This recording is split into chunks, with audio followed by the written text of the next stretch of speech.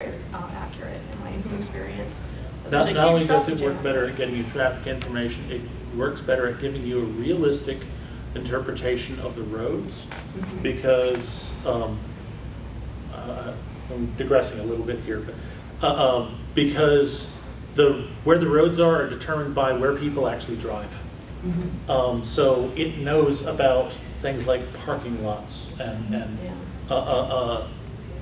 local construction areas and stuff, while most, the Garmin Rand McNally maps, they ignore parking lots completely, and it usually takes months for surveyors to come out, look at new road construction, define it, somebody else to model it, then it has to be approved, and then it finally gets shipped out in a new product.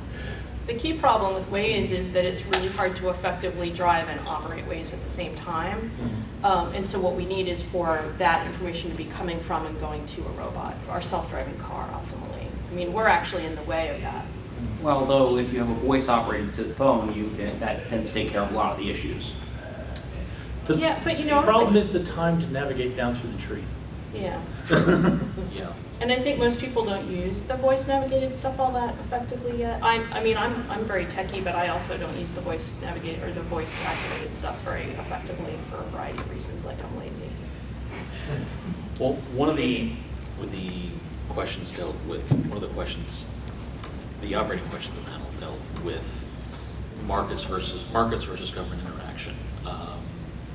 I will freely admit, I'm sort of tipping my hand on them, I'm using things. I read the question, I said, why does he assume that governments stop things from being ugly? But that's just me. One thing that and I'm skipping a couple of questions ahead in my own plan here, is we're talking about in terms of driverless cars and traffic information and what could very well be considered the Internet of Robots, if you will. But I want to pull on what you had said, Doc, about the machines making decisions and how decisions are made. As I understand it, and I'm probably the least tech savvy of anyone here at this table, what we're really talking about in terms of how machines would make decisions, particularly at the higher level, would be driven by algorithms. And because I'm a very strange bird, and that I'm a Republican who listens to National Public Radio, I actually heard, as I was driving down Friday afternoon, a discussion about that we're now seeing parts of academia algorithm analysis, analyzing how the algorithms are created, analyzing who created them, and what biases humans may have put in the algorithms.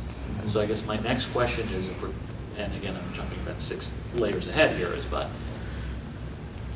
how much will governments, in terms of the regulatory power, start shifting away from what people are doing to what algorithms are doing? And how important are the algorithms going to be? And how much, in fact, are the algorithms going to substitute for policy in a lot of ways? Well, a couple things. I was listening, I was reading some articles about this. One of the things they said that currently, if robots hurt somebody, if a robotic, mechanism hurts somebody, a Roomba, sucks up somebody, I don't know. But they're not responsible for that. The robot is not at fault at this point. And they could go back to the person that created it.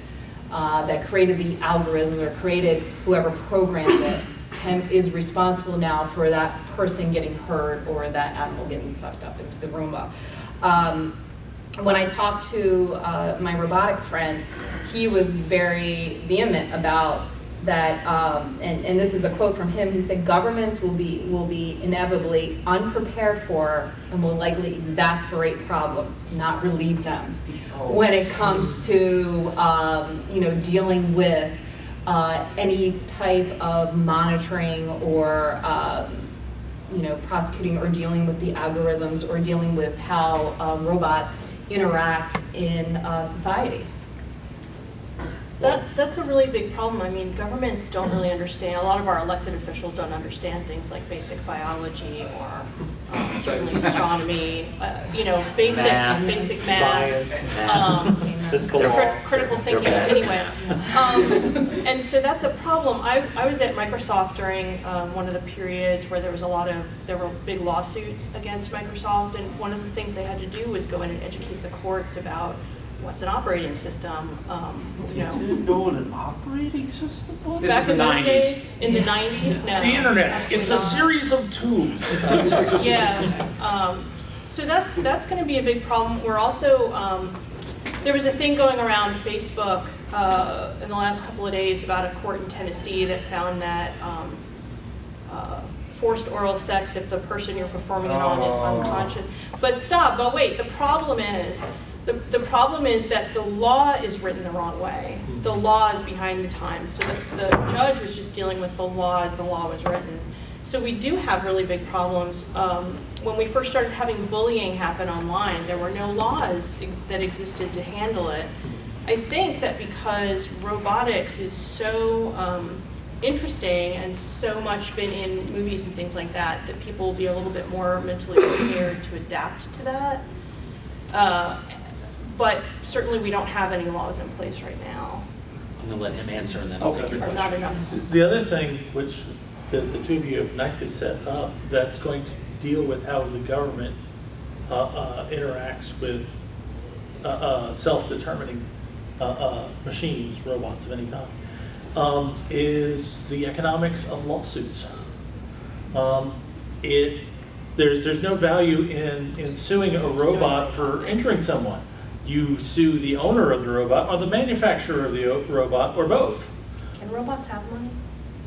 Well, if robots can have money, then you've got to recognize them as being as Individuals. persons. And, With rights. you know, They would- at that point, you'd have to have, and that was another question I was going to, but I'm Robot sorry. rights. But before we get to AI and citizenship, Okay. there was a question. Actually, I was going to touch on AI. Oh. There's big companies like Microsoft and NVIDIA that's really pushing hard for AI, and the government's going to be extremely blindsided. There are no laws to govern it. Well, I would say that, and I will, that's right, I'm the moderator, so I can throw this as a question to the group. If we actually get a self-aware machine or a self-aware program, one will, and it'll be an if and a when, one would an elected government anywhere grant it some sort of citizenship, and if so, how long would it take for the first one? And how long before, if it ever would become a consensus within the democratic world, to grant artificial intelligent programs or machines sentient rights and the possibility of citizenship? And I'll start over here this time. Thank you. the bus, okay. Well, my first and easiest response to that is data is a toaster. Because we've already got fiction that examines this, Right. And that's I guess Star Trek Next Generation is something like 400 or 500 years in our future. 370. Thank you. I knew somebody. I'm a Trekkie. I knew somebody in the room had to be more in depth with this stuff. But so we're talking like almost 400 years to get to the point where somebody actually is going to consider does a machine that can already make decisions and has been granted and has accepted the ability to choose its own life path, is it actual a person? Is it a being, or is it property? Mm-hmm. And we've already culturally gone into these kind of issues, looking at, this class is a person, this class is property, and all of the horrible things that have come out of that. You'd think we've learned something about it. But humans are resistant to change. I think it's going to be a long time, and it's going to be a rough road, and we're going to recreate some of the same mistakes that we've made. The only piece of science fiction that I've seen that actually looked at it in a different light was in order to avoid any kind of robot rebellion. When humanity invented AI, they decided the only responsible